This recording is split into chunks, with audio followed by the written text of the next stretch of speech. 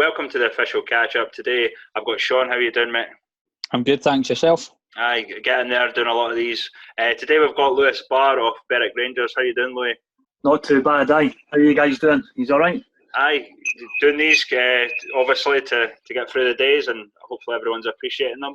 Of course, aye. Fit, mate. How are you? How are your days going? I'm not too bad. Obviously, we're living in quite surreal times. But I'm still working during the week, Monday to Friday. My work's still on, so during the week there's not much change for me. Obviously, on the football side, there's just a complete stop just now, which is difficult, pal. But I think obviously this thing's pretty serious. So I think football becomes secondary. Obviously, even though it's tough, because you're so used to having that routine. You know what I mean? You know, Tuesday, Thursday, and then game on a Saturday. You take it for granted. So missing it now. Yeah, absolutely, mate. And I take it, are you still on your WhatsApp groups with the boys? Are you keeping everyone's spirits up high? Aye, of course. Obviously, I think it's the same for every football team. We've got a management chat with the rest of the management team, and obviously our own players chat as well. So that's the only way we're able to communicate. So it's been good. Everyone's kept in touch, even in terms of work. Everyone's asking how their jobs and stuff are doing. A lot of boys have maybe had to stop working, so that's difficult in itself. So I think it's good to keep in touch. Yeah, definitely, and we hear it obviously about not just before this and that, but mental health and that. It's obviously good to talk to like yourself and some of the younger boys. I spoke to Ross Much at Kelty earlier. He took a break out from football and he was missing it a wee bit, and it's good to chat to like yourself and get around the league and just basically have involvement from everyone, keep everyone's spirits high, because at the moment it's, as you said, it's strange times indeed. Of course, it's times that we've never experienced before as well. I think that's what the difficult thing is, and I think football is getting better on the mental health side. Certainly, for when I started in the senior game, there was kind of no talk. You're talking maybe 7 years ago that I came into men's football, if you like. So the change for now, for back then, is brilliant. You forget that young footballers, no matter what level, we've got our own thoughts and we've got our own struggles outside football. And I think that one of the major things to overcome that is just having a chat, doing a podcast or a phone call for one of your teammates or a text. We've all got families, and it's great to obviously talk to them. But I think having someone for out with your families, also really helpful. So. Yeah, absolutely. And just on your career, Lewis, obviously you started at East Fife and then moved on to Pennycook. You were at Berwick, before this season. You kind of got sort of the second half of the season. Obviously, it was different times at Berwick and league football.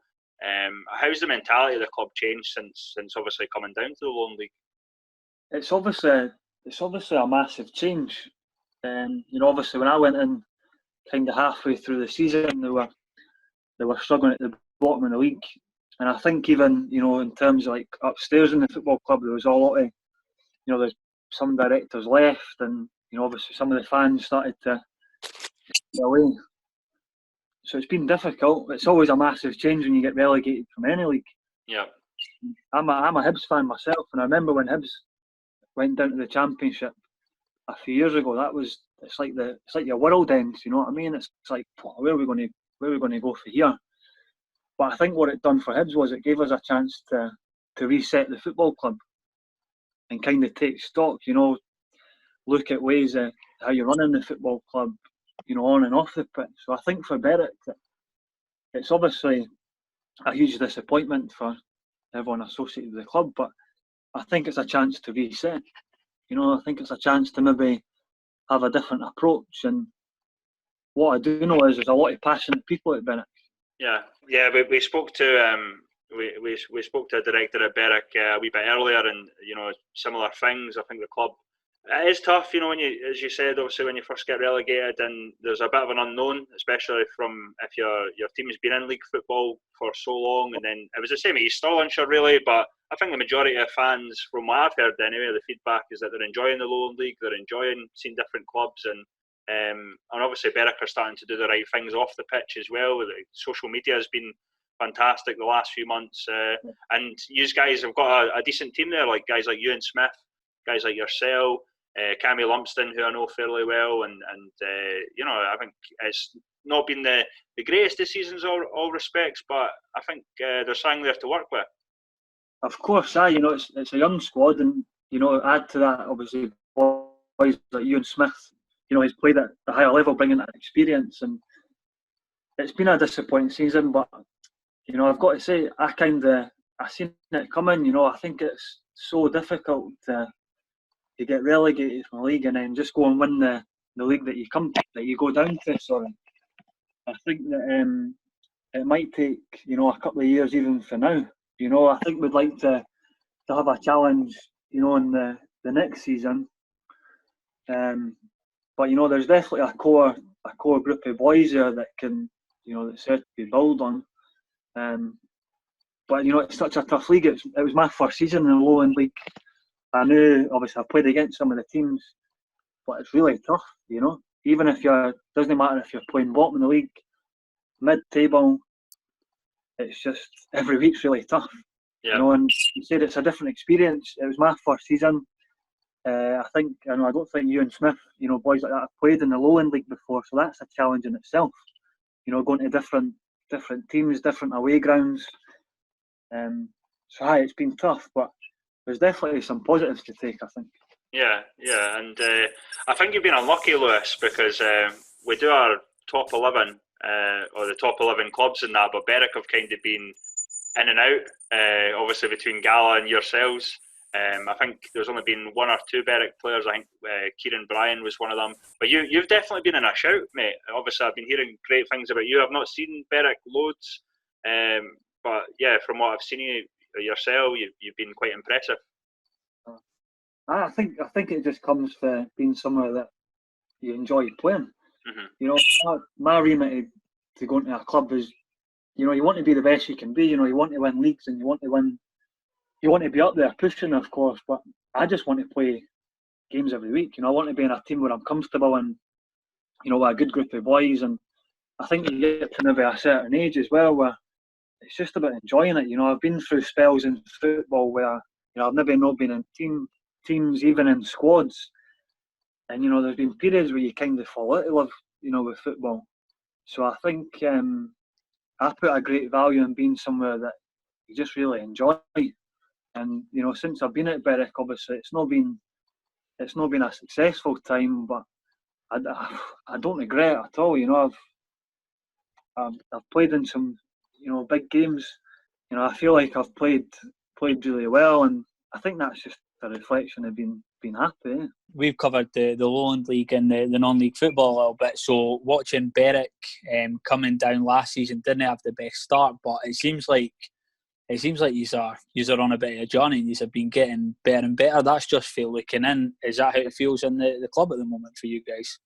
It's just a shame that it's came to an end. I think over the last few weeks before we stopped, I think we were certainly getting there. I think that's reflected in the results. And I think if you look at even some results before that, there wasn't a lot of goals in a lot of the games.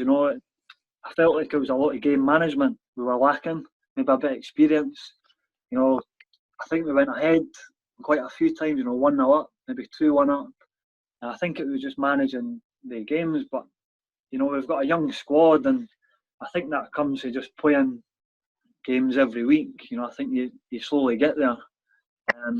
So I think that's why I said there was definitely positives. I think even in the 2 or 3 weeks before we stopped, I felt like we were getting there. I felt like on the pitch, performances, I felt like boys had kind of found their position, playing in pairs and getting an understanding with each other. So I just can't wait till we get the chance to start again.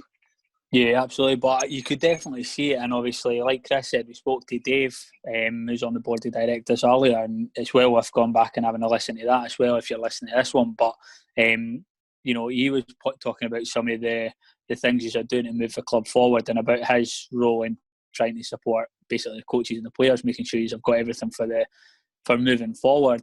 And we discussed at a fair length about Berwick moving forward. But what about yourself? What do you see as the future for Berwick? Is it a team you want to stick with, and do you think you can make that push on towards the top of the league?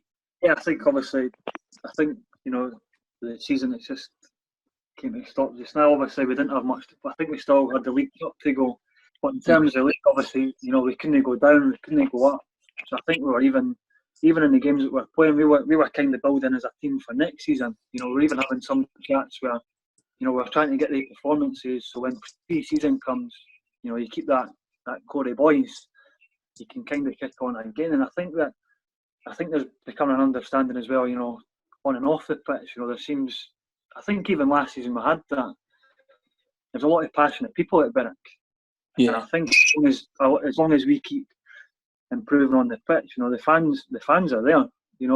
Some might have stayed away, temporarily, but that happens in football. When you go through tough times, but they're there. There's a massive fan base. And sometimes you can get the train down to Berwick, and you go through the town and you think, if you could get a quarter of the people to come to the games, you'd be on to a winner. So I think that everyone's got that goal, and I've got that myself. That would make me more happy than seeing Berwick, because I've spoke to a lot of the fans and I know how much they want it. So you're getting that vibe from Berwick. Certainly, like I say, at the beginning of the season, it was a very closed and it wasn't the best of atmospheres, but you can see it's on the rise. He's obviously had the guys from a view from a terrace along as well. How was that as an experience? Because assuming a lot of people, I don't know about yourself, if you watched that show, getting a wee spot on there must have been quite exciting for a few of the boys.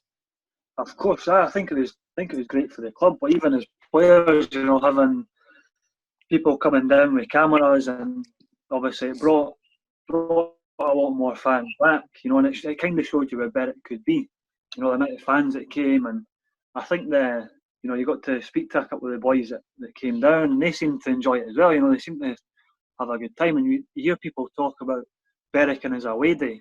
Everyone has good things to say, about to play Berwick away. It's always been seen as a nice day out. So to have, and it's getting bigger and bigger. A view for the terrace, it's getting pretty big now. So it was nice because, as I said, we're at a point of the season that we never had a lot to play for. So it gave everyone a boost, having them coming down. And it was just a shame it was so cold, mate. It probably picked the windiest, coldest day. Cold at the best of times, but they picked probably the worst day to come down in terms of weather. But it was definitely an experience for them. It was one where you did a bit for the community and let people come in and watch the game. But to have that kind of crowd, did you play in that game? Yeah, I did. I played, and obviously I've seen big Berwick crowds the previous season, so it's all there, as I said. But I think with clubs like Berwick, it's so important to have the community tied to the club. It's got to be the foundation of the club. That's just my opinion. I think it's so important, to get the young kids come in, and if they get a chance to go on the pitch, then they might just come back the next week. Maybe themselves. And I think for clubs like Berwick to thrive, it's important you keep the people there, in the community. How's it been with the club? Because it's obviously it's quite a troubling time. There's that whole loss of income at the moment, and you guys have still got your wages, and just the contact with the club to keep up. How's that been? I think everyone is quite in the dark about the future of the season and what's going to happen. I don't think even the authorities know yet what kind of plan is. But Berwick have been in touch with us quite a lot. First and foremost, just to say that we hope you're all right. I hope you're safe, which is nice. Obviously, the thing with the wages, it's I was quite surprised. You look at clubs like Hearts, and they haven't accepted. I know. Obviously, they've got bigger resources, but I thought for Berwick to to kind of secure that for the players, it was quite a big statement for them to say that, we'll look after you. If you sign for the club, we'll do everything to make sure that's taken care of. But I think if it came down to it, the players wouldn't have minded maybe taking a cut or having to defer our wages. But I think for Berwick to come to us first and say, look, that's taken care of, because we've all got jobs, but they're no, we're no millionaires, so our wages are quite a big bonus. I know that for myself. Trying to buy a house and things like that. So that's made me feel a lot more secure. So I take my hat off to not just, I think the board's been great that have come in, but also guys like John Bell, who were there last season, who I know done a lot of great work for the club. So I think all credit's got to go to them. A view from the terrace, my claim to fame is I'm on the title screen. I was speaking to Chris Marshall about that. My 2 goals against me on FIFA from the computer. So he said it's still on the season 2 title screen. So half the country have seen me. Half the country, the whole country's seen me concede against getting FIFA against the computer. And I swear to God, it was a real, mate. PlayStation, then you have to back up your words if you're any good at FIFA. I'm not too bad, mate. I'm not too bad. Not so much this season, because I've not really I've not played it, to be honest. But it was interesting what you mentioned about game management, because I think early on we did see that with Berwick. I remember being at the East Kilbride game at K Park, and it looked like you were flying, and then sort of East Kilbride came out and scored, I think, two or three goals, into the second half. No, I think they scored one before half time, and then they just came out fire in the second half. But I think that's been a few issues. I mean, we're lucky with Berwick in the sense that you guys do highlights, we get to watch us even if we're not at the games and stuff. And I just think that's was interesting, because I think that has been some of your issues. But you get that with younger teams. A lot of people say that about game management, and that can be an issue for some boys. I think so. I think you can coach as much as you want. You can work on the training ground, but game management's just split-second decisions. It's down to you as a player. I think even as a young guy, you've got to take responsibility. But if you've not had the experiences, then you're more prone to make the mistakes. In terms of like concentration and being concentrated for long periods of time. But I think that'll come. These lads and myself. I'm still learning, even on 25. Still things that I could work on in terms of game management. And I think until you go through the experiences, you think, maybe I should have done that better, or we could have ran the clock down. We could have been, a bit more street smart. But I think that's something that you can work on as well, which is good. It's not something that you'll never get. But I think there's definitely a lot of positives, with this Berwick team. So. Yeah, I would agree with it. And one guy who I've not mentioned that I've actually been really impressed with is Dan Purves.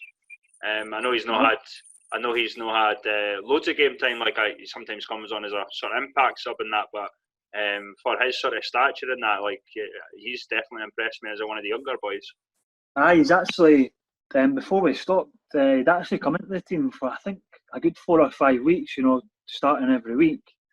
And I think as a young boy, that's really important to get that run in games. I think if you come on as an impact sub, you can kind of just flitter in and out of games. You come on and you maybe get disheartened because you've only had 10 minutes. But I think in terms of Dan, for his age, I think most of his goals have actually been headers. I can't remember the last time he scored with his feet. For such a, but I think because he's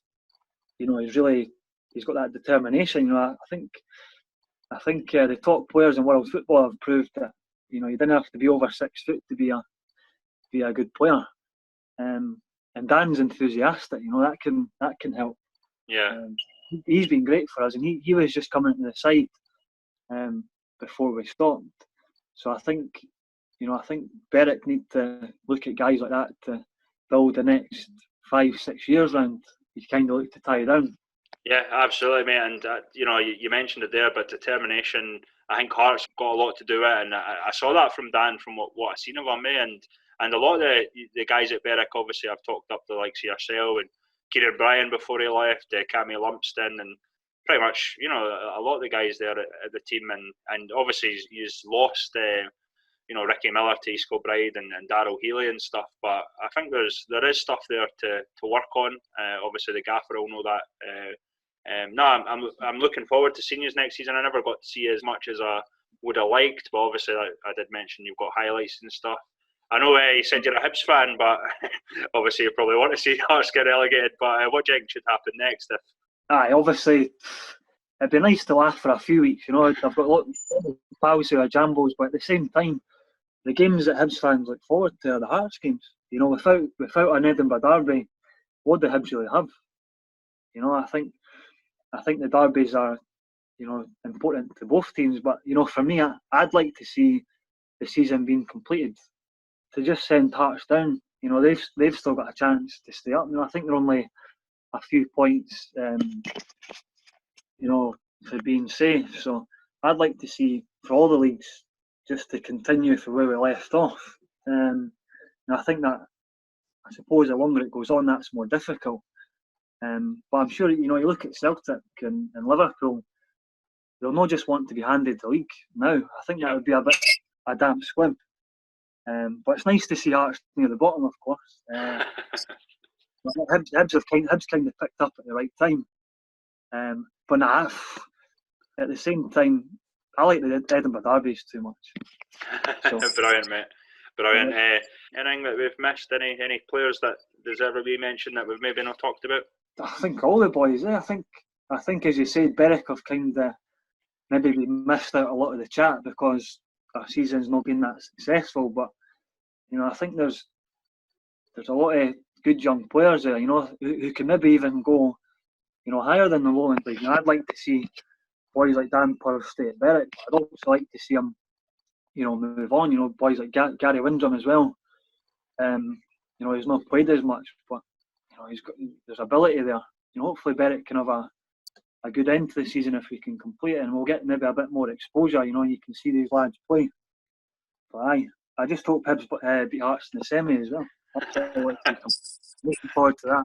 I was going to miss it because the game was on a Saturday, so that was only bonus for me that it was cancelled. You miss that many games playing on a Saturday. Yeah, definitely. I'm the same, mate. I miss, I've got teams that I support as well, but I'm usually at Keltier and a Lowland League game, so I do miss a fair bit due to that as well. But no, really great chatting to you, Louis. Really appreciate you coming on and giving us a perspective from Berwick. We're obviously just trying to get around all the clubs and hear what the boys are saying, including say East of Scotland and whatnot. But all the best, mate. Stay safe. He's doing a great job. He's giving the exposure to the lower leagues. There's obviously a lot of exposure for the top leagues, but it's nice to have our clubs covered. I'm sure that's the same for every club. It's good to have that. Yeah. Especially during this time, it's good to chat about football because there's not much else to do. So hopefully I'll get down to Berwick, maybe book a caravan or something down there, have a mad one or whatever. But good luck whenever the season starts, if it's going to be a new season or if we're continuing this season. Look forward to seeing you guys again, and all the best, mate. And as I said, stay safe. Cheers, guys.